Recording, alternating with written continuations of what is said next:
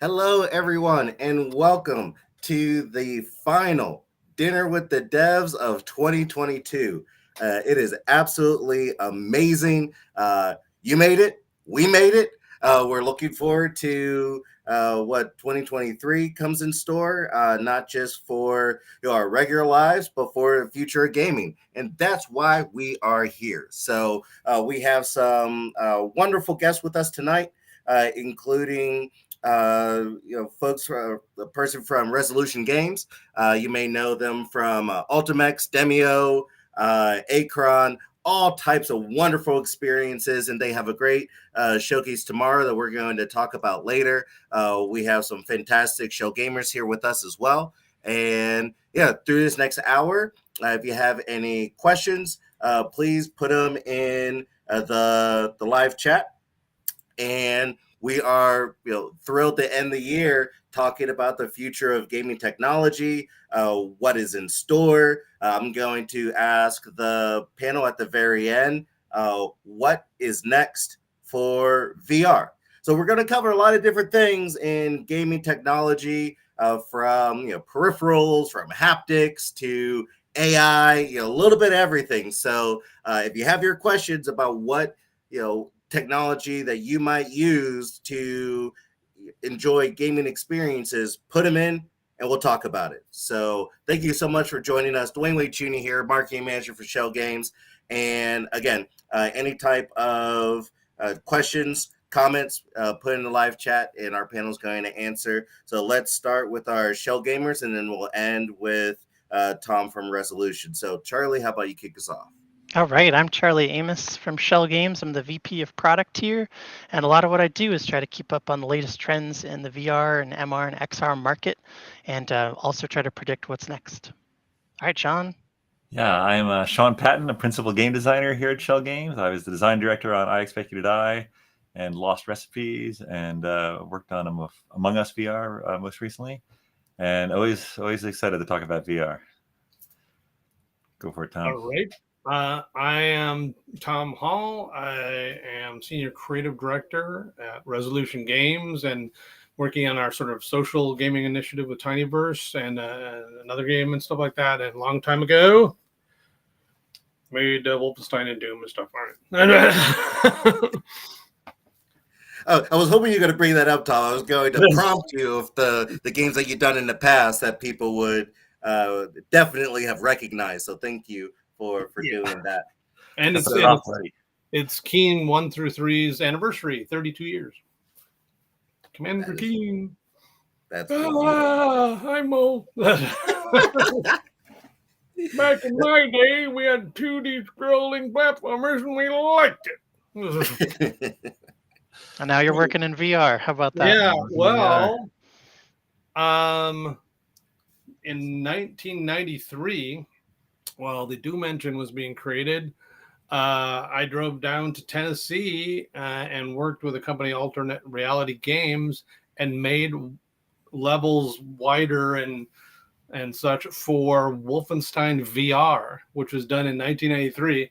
And it had like a headset that lowers, and a joystick. So, that was going to be great for people getting nauseous. And it was really fuzzy, like two Game Boy Color strapped to your face or something. but it was a cool, peek at the future. I thought it was really cool.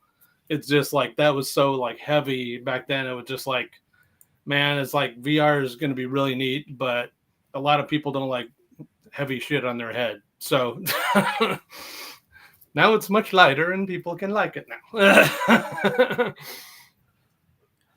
Very cool. That's just I was just listening to a podcast that was talking about Wolfenstein VR, and yeah, it's just amazing that that's just part of the history of gaming, and that to see that you were part of that is just super cool.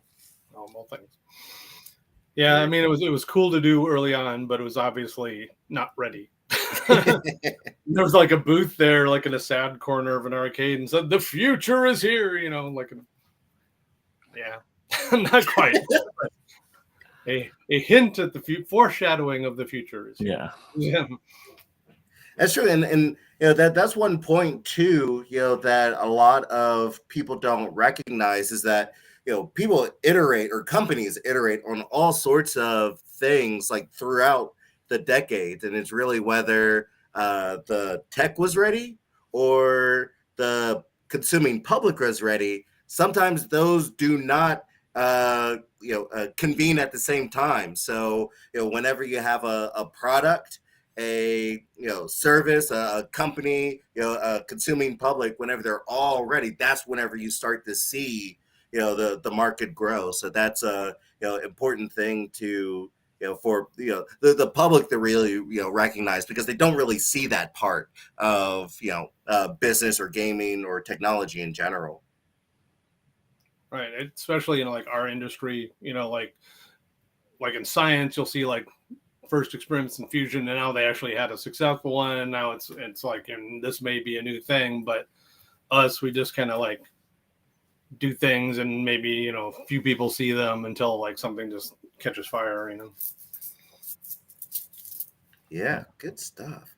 All right, now let's get started. So we're just a couple weeks away from being done with 2022.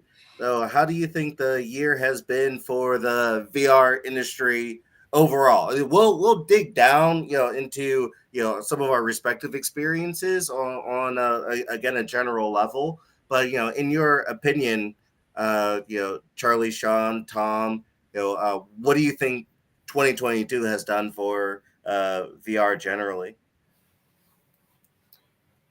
Well, I mean, we keep seeing more devices come to the market. I mean, the thing that's more exciting is that you have like, the very consumer focused things that are getting very easy to use. Like the Quest 2 is going to be very easy.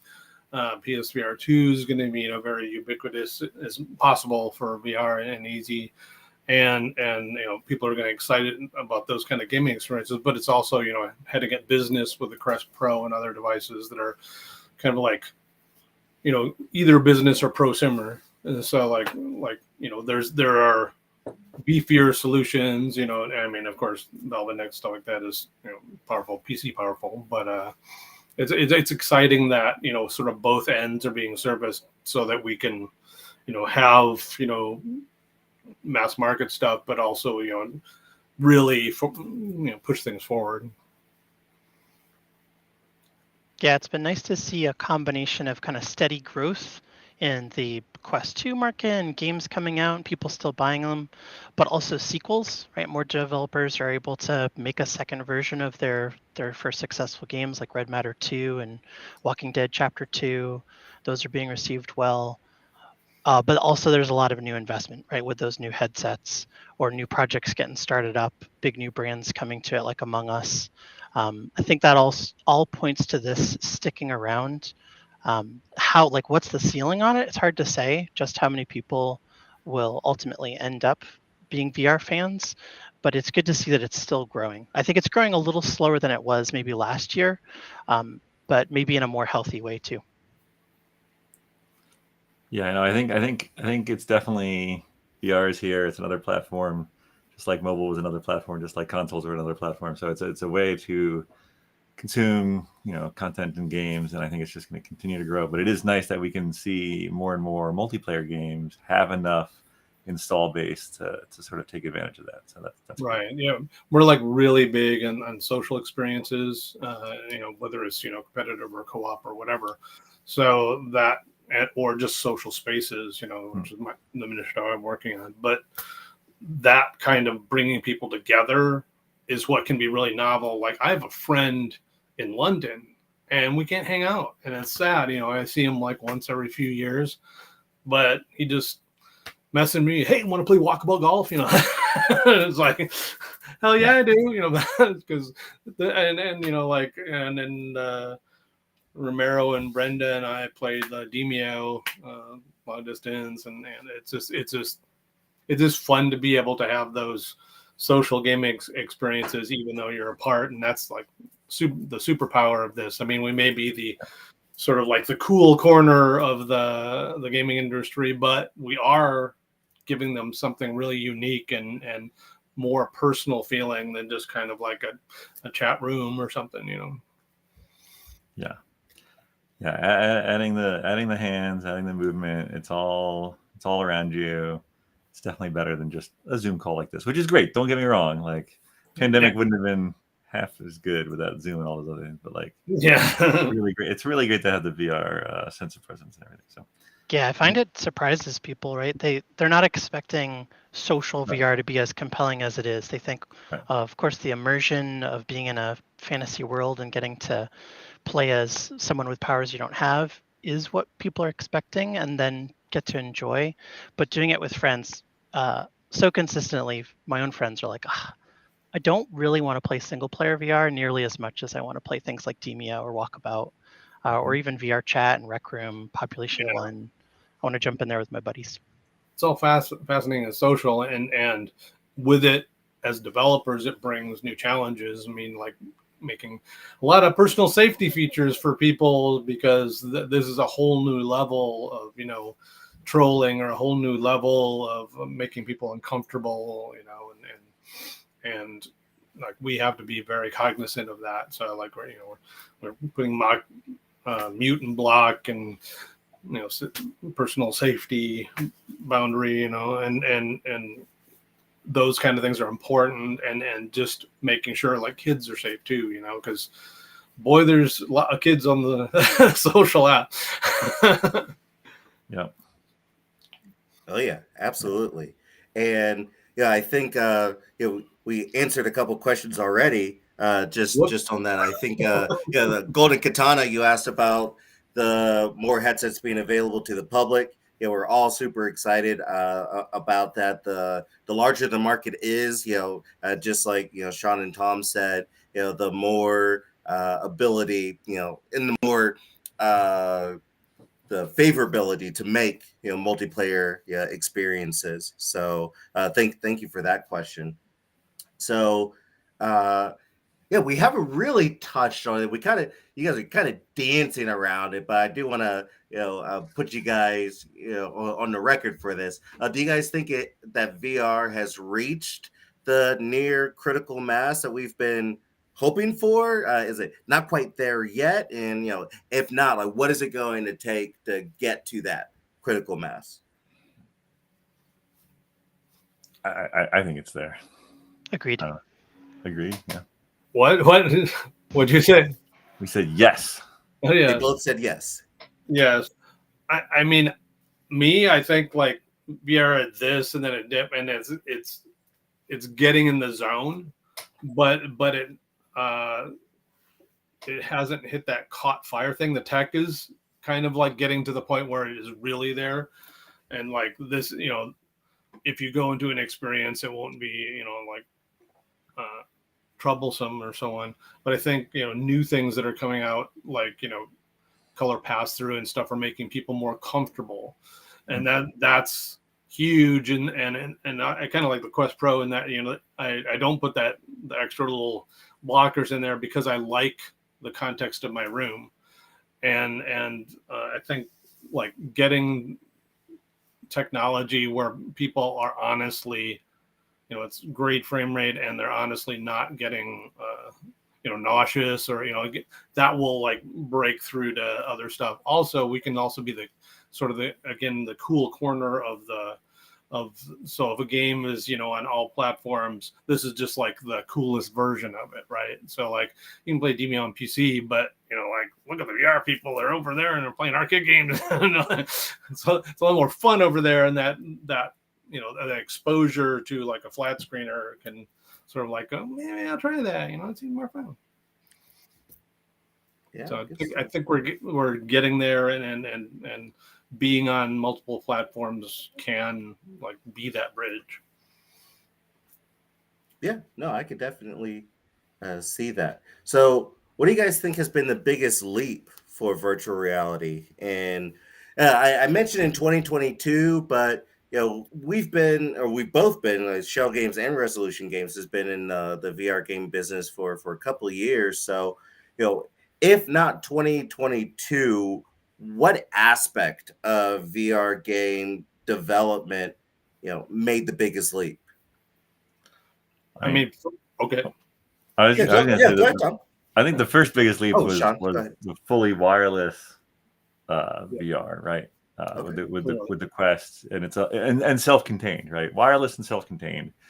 Because people would always ask me, what should I get? And I was like, oh well, the Vive has this, and the Rift has this, and PSVR has this, and I'd talk through all the things, and I'm like, well, really just wait for the just wait for the wireless self-contained. And then of course they came out with the Quest 2 right after that. I was like, well, oh sorry, you probably should have gotten the Quest 2. But I don't know, what were you gonna say, Tom? This is absolutely the best thing for you to purchase right now. next week. Right. That's pretty brutal. Yeah, I mean, that's clearly the huge first step that made it easy for people, and just being able to kind of and draw your Guardian stuff is fantastic.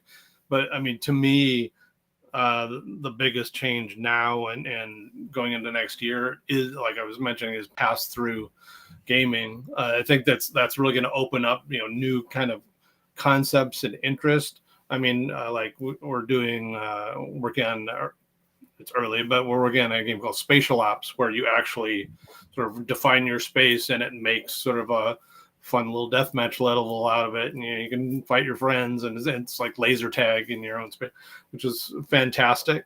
And like there are other really cool games that I forget who made it, but it's like Expect You to Die, Home Sweet Home, something like that. Anyway, it's really cool, and it kind of just adapts to your room. So. And oh, by the way, thank you all for just saying make your Guardian bigger than your room. That's Yeah. I go kiss you.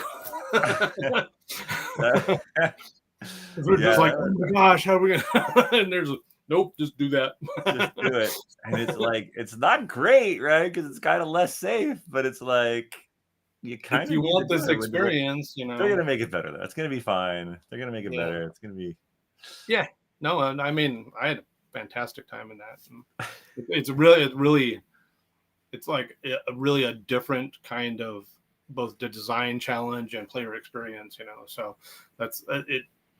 Like making your own space, have magic things in it is just that's really, really cool. Yeah, and, no, I mean, and you won't punch the TV. No, exactly. And like it was interesting, right? Because it's like you move from flat screen to VR, and it's like, okay, well, as developers, you're not in charge of the camera anymore. And then you go to MR, and I like to say that you're not in charge of the level design anymore. Yeah. And so you've got for the choir. Oh my gosh! Instead of just 9 slicing for UI, now we're 27 slicing, because it's like the couch could be any size, or it's like, yeah, you've got to be able to handle whatever they throw at you, whether they've done a hastily, I just want to make a room set up to get in there, or whether they've painstakingly laid out every little thing, right? Yeah, or their room is like tinier than it should be. Yeah, which is literally the huge problem we have. But but I mean, it's all a challenge. I mean, it's like again, creativity loves constraints, so let's have at it. It's true. Yeah, and I think it points to, even though the Quest Pro I don't think is for everybody, and likely not a lot of folks have it since it's so expensive, but with all the rumors of what Apple might be working on, that is more of a mixed reality pass-through experience likely, and less so the PSVR 2, but I think HTC announced that they're going to be putting together a kind of mixed reality headset too. Right. That all, I think, points to this. The headset of the future is a VR, MR, AR, XR headset, and that it'll be playing all of these different apps and games. And not only will there be sections for each of those types, but I think there'll be more games that have an MR element, or maybe you start in pass through and then you walk through a portal into the full virtual, or you have settings where it uses pass through for your vignetting as you do virtual locomotion, but like more of a blend and mix and not strict categories. Yeah, very much so. And in a way, I mean, VR is its own experience, right? It's like, this cool world that you inhabit, and it's a magical thing all by itself. But in a way, VR is practice for AR, because AR is where the big thing, because that's going to be somewhat part of some people's daily lives. And if it gets gets more ubiquitous and all your devices do it in some fashion, maybe with Niantic's light chip kind of technology, so it just kind of goes into the world, and then now it's a nicer version of Minority Report kind of. And so I mean, all these kind of like things coming together is it's going to be kind of magical for both just getting around the world and for being able to play there.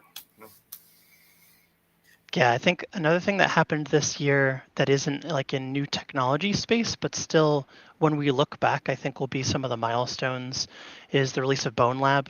That was received really well, got just a ton, I'm assuming, sold a ton of copies on day one because they had so many ratings and reviews.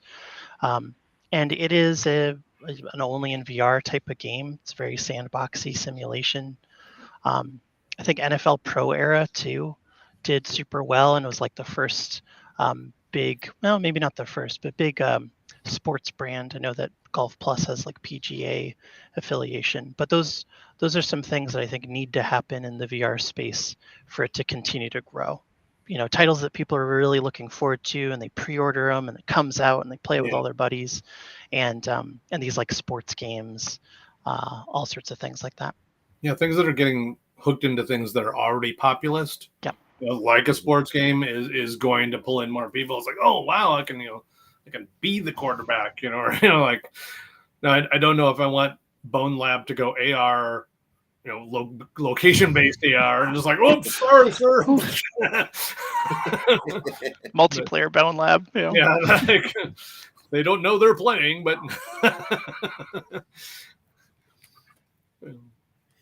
funny. Well, cool. So you guys already kind of jumped into about some future tech with VR, but I want to. I think we jumped to the end. not yet. No, you did not yet. Well, that's part of my answer. So yeah, keep thinking. But I do want to not backtrack, but I want to expand this a little bit. So not just VR, but gaming tech in general. What type of stuff did you see in 2022 that excited you? And then we're going to go to some questions in the live chat after this because there's some really good stuff in there. But what type of gaming tech did you see in the past year that excited you? I've got one for that. I think it's Moco-P. It's that Sony relatively inexpensive body trackers, and it's not for PSVR 2. I think it works for Quest and other headsets, but it's meant to solve the problem of how can we do full body tracking that isn't AI based or kind of interpolating, but is really tracking your body the way the Vive trackers do, but at a more affordable price point. It's even kind of a slick design, a little case. I don't know if it's already out or being used in the wild, but I saw there was a question in the chat about what's a future technology for improving multiplayer. I think part of the reason that social presence is better in VR is because of the head and hands, just being able to see the gesticulations and kind of the motion of your friends, maybe a little bit of lip tracking and eyes. But if you can get full body and be able to see how your friends move around and express yourselves, that's going to be, I think, great in general, but especially for social VR. Yeah, it's interesting to see that go sort of more available, because like if you go to a special location based like Sandbox VR or something, it's a fun experience. I mean, it's interesting how they sort of solve design problems around like, well, you're in this square and like there's this world coming to you kind of thing. But yeah, those things kind of jumping into the mainstream a bit, is or it's on its way at least, is very exciting and something that's very exciting. I mean, for me, again, the sort of answer to this question is, pass through. It's just like that is changing how I think about designing games, and then that's that as it grows as a technology and people can like play in the same space. I mean, we're doing that in spatial ops, and it's a really hard problem to solve and difficult to set up, but it's but soon it's just going to be like, this will be game night and everybody will have much cheaper headsets or glasses, and it'll just be like, ha ha ha, like we're, instead of like, playing, on your Switch and playing like Trivia Murder Party or something, like you'll feel like you're on the game show because the person's there, and like things are like sort of the show's brought to you, and that's really cool. Like all those experiences that can suddenly you be in personally with your friends and see them and smile and laugh, and I mean that's the dream. Good stuff. All right, let's get to some of these questions. Mark asked, what are some of the better resources that you use to stay on top of the latest AR, VR, MR tech? So if you want to... if only one of us had kept abroad of the most recent changes in VR, MR. That's me. You're going to say the me. work Slack channel that Charlie posted? That's great. Yeah, so we can let Charlie's answer first if you would like. Sure. Yeah. There. I think the first point is to not rely on one, right? Or like find your favorite and try to keep mainly on that. It's to try to get a diverse set of resources. So anything from the I think it's Ming Chi, who has like inside connections at the manufacturing houses in China. That's right. Who work on things, and they tweet stuff out. Upload VR always has something, and they're really fast too with news and just write great articles. Road to VR does the same. YouTubers like Cast and Cherry and Wolf in VR and Virtual Reality Oasis. Reddit for Oculus Quest, Oculus VR in general. I read reviews of games to see what people think. And sometimes you'll see stuff in there of people comparing games to other games that they really like, which can send you on some fruitful paths. And then, of course, like knowing the people who make this stuff and work on this stuff. There's Discord channels for games themselves, but also for VR developers where they chat about things, what's coming up next. So yeah, the takeaway in general is every possible place. Use them all. Use them all, and make sure that you're moving around. Make sure you're moving around, and looking for opposite perspectives. Sometimes, if I see like a hot take on some new tech, it's going to be the biggest tech of 2023, I'll specifically Google search for the opposite impression to see if I can get critics who are like, no, this is not as good as you think for the following reasons. Just to try to get more perspectives on the news. My answer is what Charlie said. Yeah, Tom, best friends. High five. Good stuff. Shawn, did you have anything to add to that? No. That was pretty exhaustive. Okay, yeah. Charlie spends about half his day reading. Yeah, got it. Hey. I spent just the right amount of time. Yeah, you're right. Yeah, I should rephrase that. All right. I mean, you can get people like Robert Scoble who will just say, "Hey, something's coming," but you don't really find out. But he knows. That's cool. Yeah. Sometimes I look at patents. That's dangerous because a lot of stuff gets patented, never gets made. Yeah. I find the way to read patents, if you're going that deep, is to read the claims. You don't have to read anything else about the patent. The pictures are attractive and everyone wants to look at the pictures. Look at the claims and know that it is what a company wants to protect in the future, but not that it's necessarily coming out. But they think it's important enough to want a patent, which is a really annoying process. That is telling. Yeah, it's very cool. And I made fun of some of the things Robert does, but he does really share a lot of great insights and hope, future hope for the technologies, which is kind of cool. Cool. All right. Well, we have a lot of questions about VR, so let's just stay on that topic since we have some knowledgeable experts in the room here.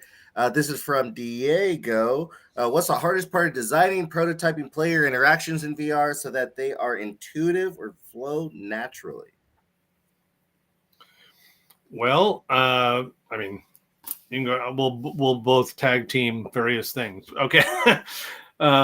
Like a lot of what is exciting for at least more casual gamers or something is putting things in VR that they already know how to use and then making them work like that. So if I see a shovel, I should use the shovel. I see a mug, I grab a mug. And there's an apple on the tree, and the branch lowers a little bit, and it should just feel right. And you can do there's the other end of it. There's very fanciful things we have to teach people to do, but I mean there's sort of the modeling casual learners that want to know how to do something already before they do it, and then there's like the experiential or the exploratory learners that like will just say, hey, what if this works, like and you have to be there for both of them. Yeah, no, absolutely. The word we throw around a lot is the affordance, right? Like if a doorknob looks like you can turn it, or an apple looks like you can pick it, you should be able to do it that way. Yeah. And if something is new and magical, it's like, well, what affordance does it have, and like how can we possibly telegraph it or make it seem similar to something that someone is used to? Because exactly. So it looks right. I mean, like an affordance version of a ship that looks right for some reason is Boba Fett's ship. It's an iron, but you don't really think about that. But it's like, oh, that's kind of cool again and somehow familiar.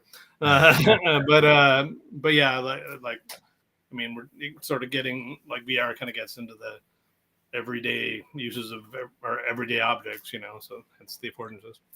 And then the key there is when you're play testing it, you look for what they try to do, and if they're ever surprised, and like not that you can't surprise players, but if we call that the unintentional surprises, and that's usually a bad thing, right? Like so if someone's like this will do this and then it doesn't do that, well that's something you need to think about. You either need to make it do that or change the affordance so that it matches, right? Like you don't want bad surprises in VR. You want good surprises. Or disappointment. Or like, just exactly. Yeah, here's a hammer. I'm gonna hammer something. No, I can't grab it. Like why is it there then? Yeah, sometimes the best thing to do is remove the affordance as opposed to trying to support it, right? If you want to need to put fasteners on something like a table to show how it's put together, and it's got screws with inserts, or it looks like you could put a screwdriver, just cover those things up. Unask the question. Yes. It's funny. This is like way off topic, but I had because Aurora and I knew the Lucas art game guys. We got to go to Lucasfilm, like the Skywalker Ranch, and we walked toward this library that was the Maniac Mansion library. But I just looked to the side, and there was a display case, which is the Cup of a Carpenter, the Keystone Cops badges, Indy's whipping hat, the Grail diary, and everything. But then, like, Luke's lightsaber, awesome. It's like a bunch of screws on it. It's like it just like kind of lost its movie magic when it was just kind of put together with some Phillips heads. Oh, that's great. Oh man, good stuff. Let's see. We had from You Are Very Special and Loved Chanel. They asked, what do you guys think about the PSVR 2 and its eye tracking and its haptic feedback? Haptic feedback, great. All the haptics you can give me, I'll take them. Yeah. The eye tracking is fascinating. I've tried a couple different eye tracking things, both on PC and then the Quest Pro has some stuff. But like, boy, it can talk about not working the way you want it to work sometimes, right? I don't know, cautiously optimistic, but a little, I don't know, yeah. But haptics, all in on.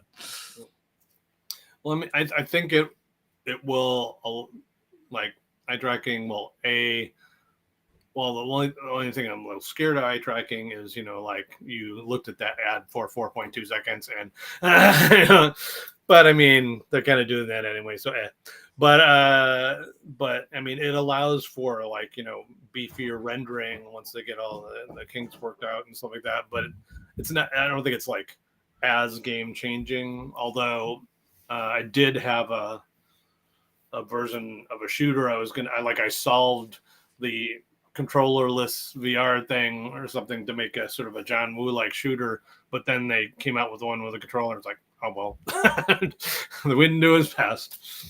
Yeah, but yeah, I mean, anything that gives us more tools to make things that more cool for you that we love. Just have to be cautious as they come into their full expression.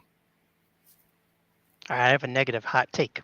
I don't like it because it in part made that headset quite expensive, right? It's more expensive than a PS5, and I don't think the cost that they've passed on to buyers was worth the effect that you're going to get in games, especially the haptics in headset. I'm skeptical. The haptics in the controllers, I think, are super fancy and cool. But yeah, if they could have not included those and had a more affordable headset that more people would get and enjoy, I do think that would have been better. Yeah, I suppose there's also the risk that if they, because one of the big things of eye tracking is in theory that you're rendering more pixels where other people are looking. Yeah. But what if that fails, or what if that doesn't track your eyes for some reason, and now all of a sudden I'm looking where there's less pixels. Mm-hmm. And then it catches up, or is that going to make me more sick? I don't know. I worry a little about that, I guess, but I don't know. Yeah, so. It has to again, like you're saying, it has to work like you think it should work. And then but again, these technologies have to start sometime, and this is the thing. Whether this is the time to do it or not, it's I think in general, it's a good thing for things to eventually aim toward the future where this, everything is efficient as possible and it works like you want it to.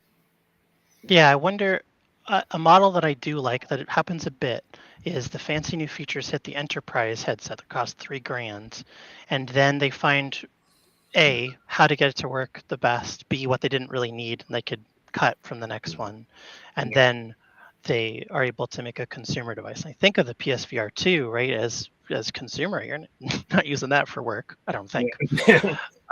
And I see them pushing for the highest fidelity, fanciest tech headset in the consumer device.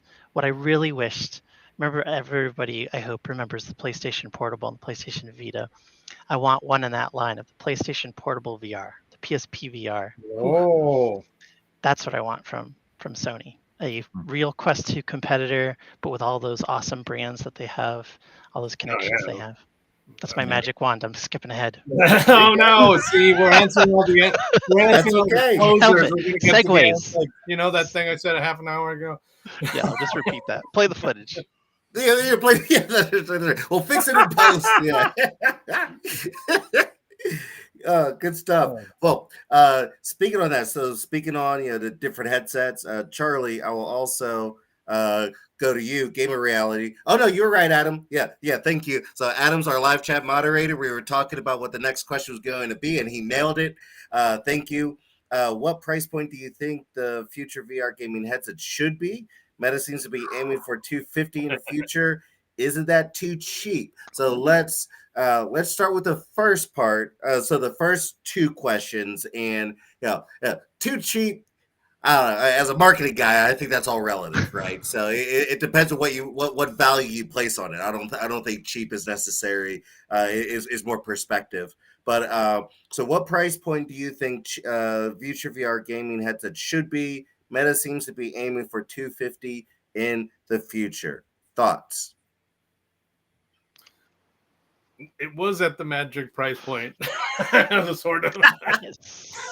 Kind of slipped a little bit. I know, but hopefully it gets back there. I mean, there is there are well-known mass market price points that, and then the consoles themselves have been is this under that? And it's going to be $249 or $299, but when you get over that, then there's some pause. And then, so you'd have to deliver something superlative to go higher than that, I think. But I mean, What do you guys? Hot take, $4. The Google Cardboard, Yeah. playing Bone Lab. There you go. Why not, right? You can put Doom on anything.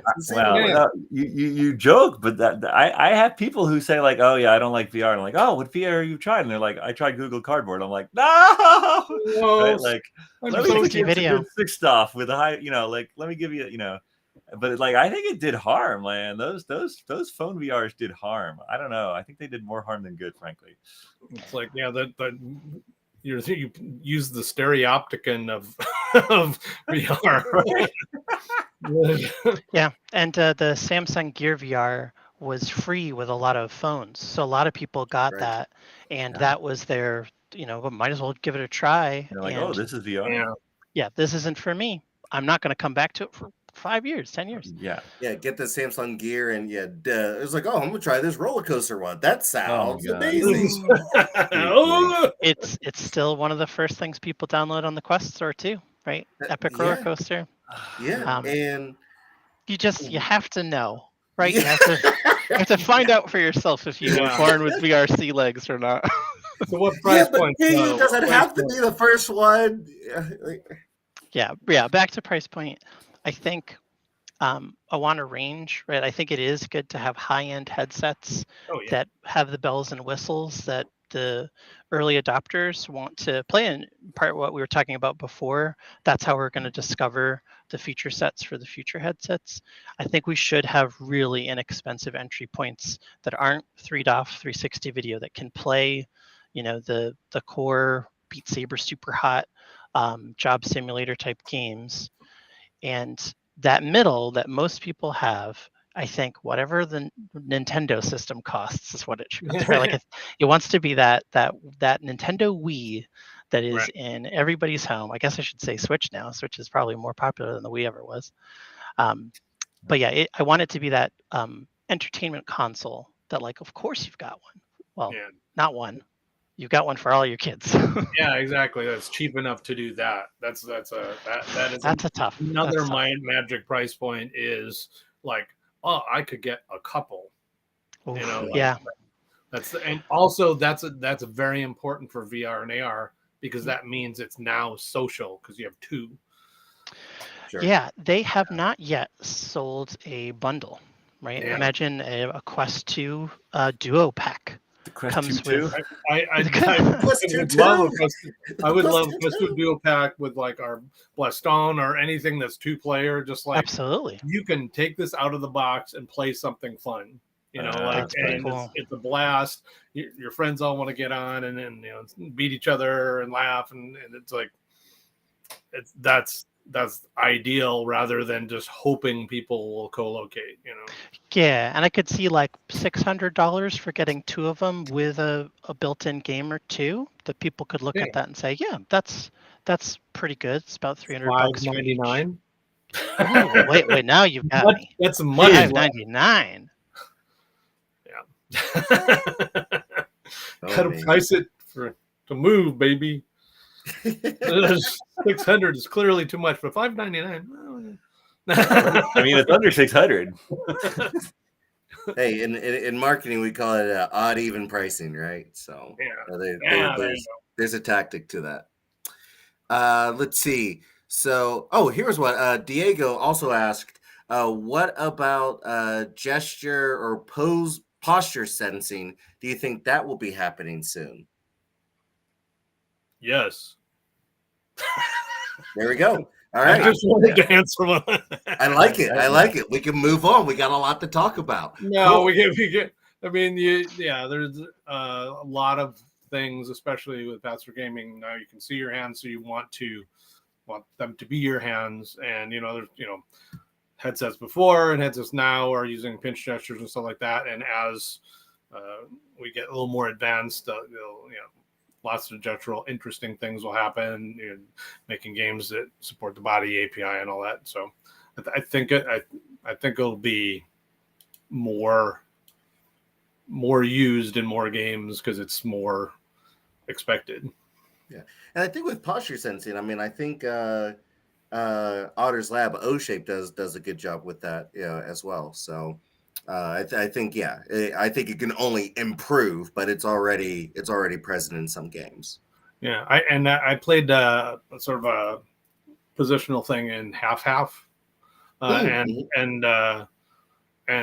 I was bad at it, but but it worked. I was just Yeah.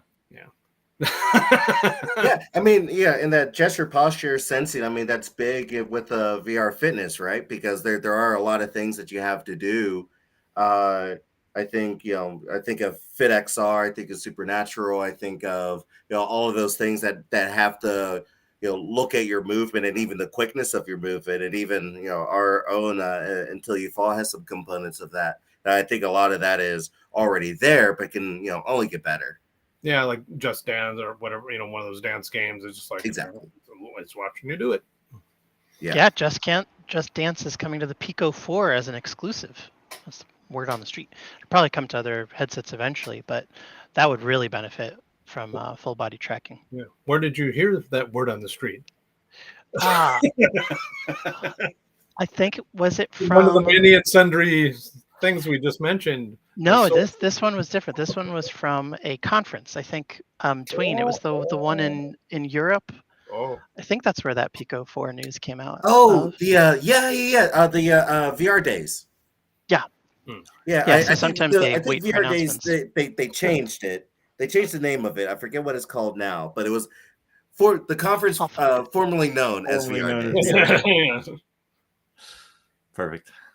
Yeah, good stuff. Yeah, because Pico had a huge presence there. I mean, as they did in a lot of the European conferences of late. Let's see.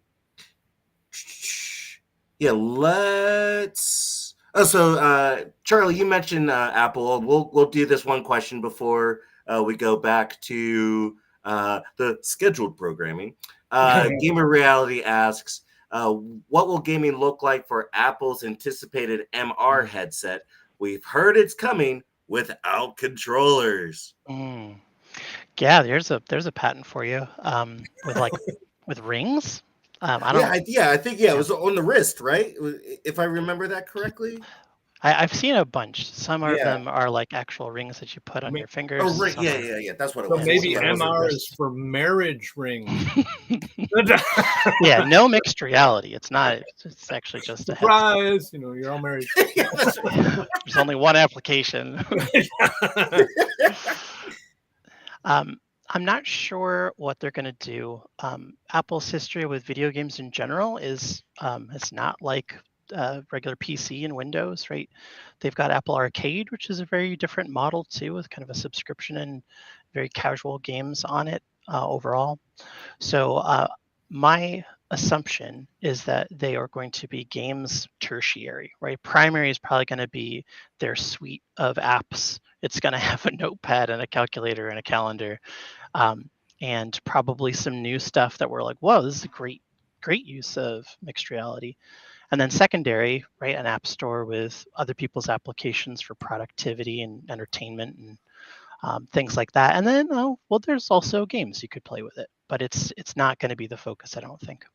Yeah, I mean, they have a history of kind of like, hey, that's a good idea. Let's incorporate it into the base of what we do. So if I saw that coming down the pike, I'd like big screen and all those things, might be a little concerned that's just going to be default, or just like you watch her, you don't need a TV now because just like there's a TV on your wall and so a lot of those things that are like consumer oriented are probably coming down the pike. I don't know, I just want to see it come out and then see what, because I know they're doing some magic thingy. Right, and the iPhone by itself, right, can do those scans of rooms to fully map them out with their depth sensors, right? And that's the kind of stuff that isn't even on the Quest Pro, right? They make you manually map your room. Yeah, I have no idea, what it's going to do, but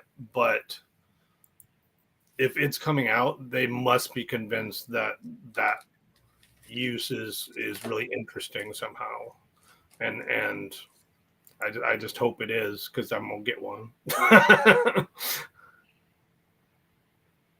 Good stuff. All right. One more question, because I don't think I had. Yeah, I didn't have it in our notes. So, Fear, you're one of our faithful viewers. So thank you for tuning in for our last one of 2022. They ask, do you think that AI could be used to improve game making, or does it seem too unreliable for use? Before the stream, Charlie and I were talking about AI. So I kind of know, but kind of don't know what his thoughts are. But I'd love to hear, everybody's. I'm pretty hot on AI. I think it's going to be a pretty big deal. Many of you may have seen and played with ChatGPT recently, which is a crazy chatbot from OpenAI that is not like chatbots from the past. And of course, there's all this generative AI image generation with Stable Diffusion and DALL-E 2 and Midjourney. And you've probably noticed that the innovations are coming faster, right? And they're building on themselves. There's a lot of competitors in this space who are also super interested in this, and its implications are not just for games. They're barely for games, right? Like it's kind of everything. So I do think it's unwise to not look at how AI can improve game development and help the people who are working on games work faster, more efficient. And also, what are the games that you can make with some of this AI power? That's not a game we've made in the past. Usually the AI in games is pretty simple. It's not really artificial intelligence. It's really just kind of, nested trees and things like that. And more logical or procedurally generated. So it's exciting, and I think we kind of all have to jump on it and figure out how to use it well, because it is so powerful. And in a way, those systems that we build, like procedural generation or whatever, or lots of different systems that are disjoint or something, or just lots of different cool tools in the same space, can lead to emergent gameplay that is caused by the player, but AI can be pointed at that as well and surprise people about, I didn't even think of using it this way, and that can be interesting. Now, as far I don't want the AI making games that is based on a lot of non-public art or non-public creations. I think those have value, and just mix and matching is the same as sampling. It's like people started doing it, and then everybody's like, oh wait, like I made that, there's my signature. I need a little bit of the pie if you're gonna base part of your work on mine. Yeah, it's a new Wild West, right? Like these AIs, the part of the way they work is they are trained on data sets. And so far, it's just been like, we're going to just scrape the internet and find whatever we can and stick it in this AI model. But not with really any attribution, not with permission, not with any compensation after the fact. That I think will likely change, especially as these AI models start to have businesses, right? I use DALL-E 2 a bunch, and I pay for credits, and they are sourcing a lot of the way that model works from other artists' work without paying those artists. But going back to a little bit of what Tom was saying of user-generated content, we know user-generated content games are very popular for some folks, Roblox, Minecraft, in different ways, Rec Room and VR.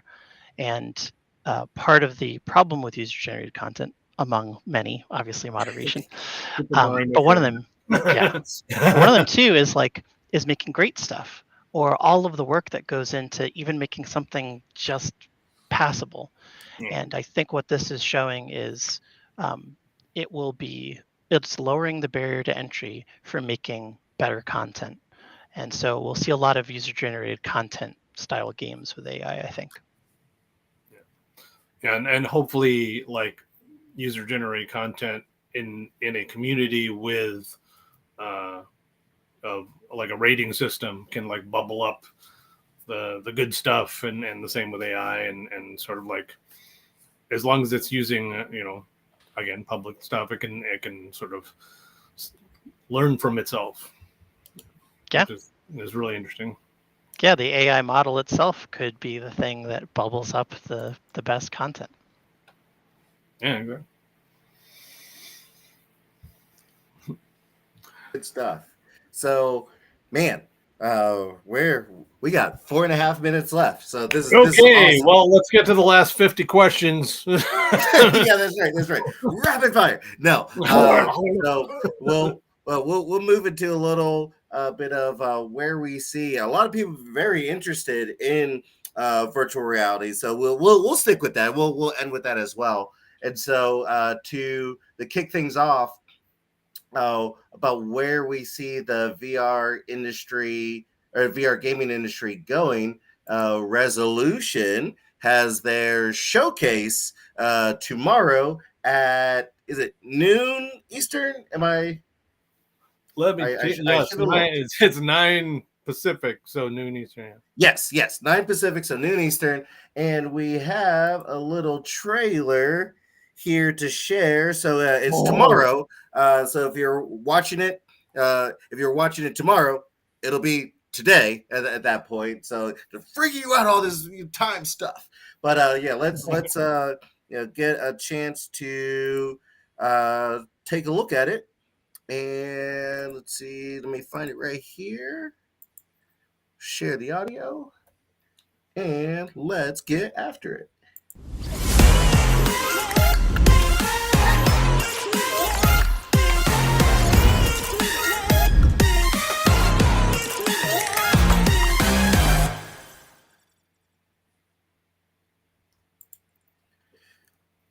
So it shared so much information. Yeah, wow. Can't wait. Spoiler, dude, come on. No, I know what's in it, and there's a lot of really cool. I mean, of course, I'm a fan because I'm here, but like if I was just a VR gamer, which I was, before, like I, started with the Vive and all that, there's just some really cool things that we're doing.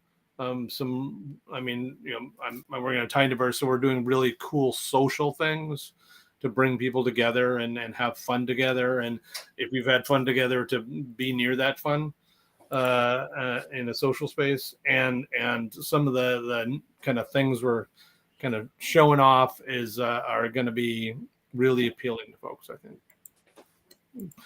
We're pretty proud of the stuff. Awesome. Yeah, Neil, spoiler warning. Yeah, that's right. That was the time and more games. Yeah. Yeah. So yeah, I know you're joking with me, but that's funny. Let's see. So why, so looking at all the things that Resolution has done with Demio, why is Resolution Games just so ready to test so many different markets and platforms? Well, I mean, I think we, like the team and Tommy Palm and Mike Booth and everyone just hit on something that's kind of a holy grail of gaming, like that real kind of D&D kind of experience, a tabletop gaming experience that pulls it off well enough and feels like you're, like 13 again, fighting some orcs or whatever. And we see a lot of power in that experience. Like that's it really, like, I mean, us as gamers playing our own game, it's just like, wow, like, it's like in 1980, like if I had known like Ultima 3 would turn into this, it's like, dang. And seeing the new technologies come out, and wanting to share that experience with more people. So we want it on the PC. We want you to be able to put it on your own table and sort of have that magic come into your own space, like it is in the basement of the Demio room. So it's all those ways you can experience Demio are just us delighted that we can, like, we got a little bit of lightning in a bottle, and it's like, wow, how can this be even cooler? So pretty exciting. Yeah, very cool. Very cool. Okay, so with Schell Games, Shawn and Charlie, the studio has a philosophy of diversity makes us strong. But what exciting things about VR and the upcoming technology make you guys more interested in, pushing boundaries and testing new things whenever it comes to virtual reality? And no, they're not announcing anything new either, so relax, chat. I'm going to preempt that. I mean, yeah, I know mixed reality and sort of color pass through has been brought up multiple times, but it is super exciting. Like when I first put on the Pro, the Oculus Pro, Quest Pro, whatever it's called.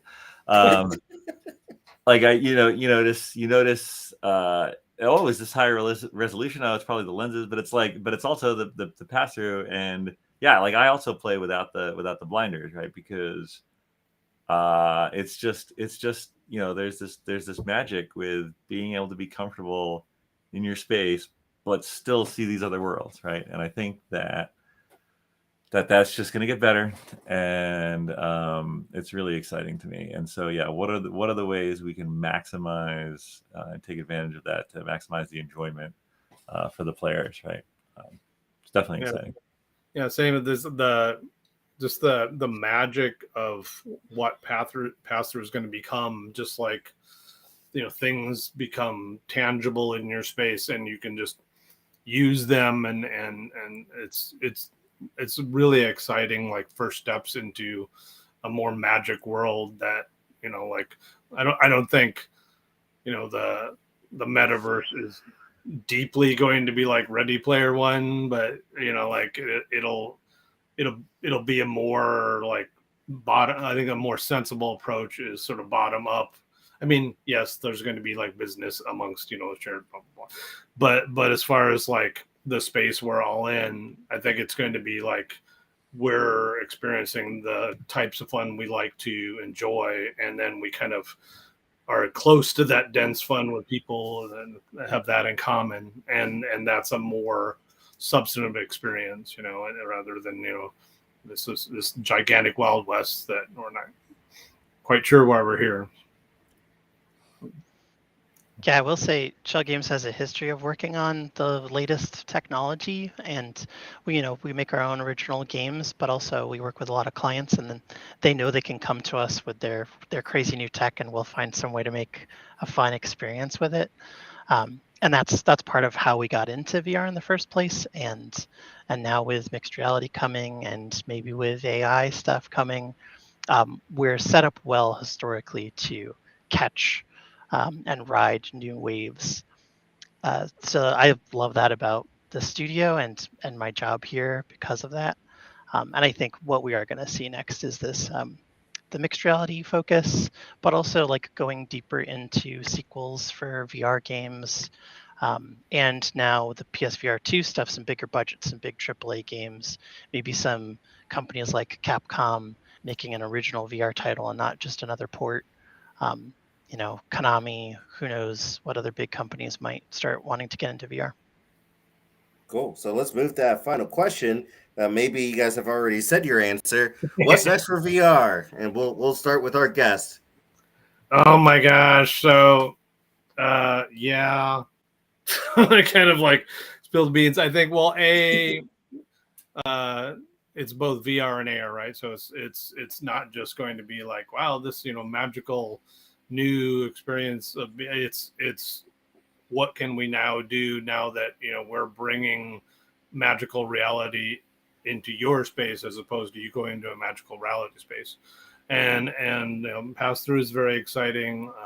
Like more advanced location VR is very exciting, and as we were talking about emergent gameplay, like with AI assistants, perhaps could be very exciting and stuff. But for me, it's just like this being able to make magical things in your room is like a childhood dream, kind of.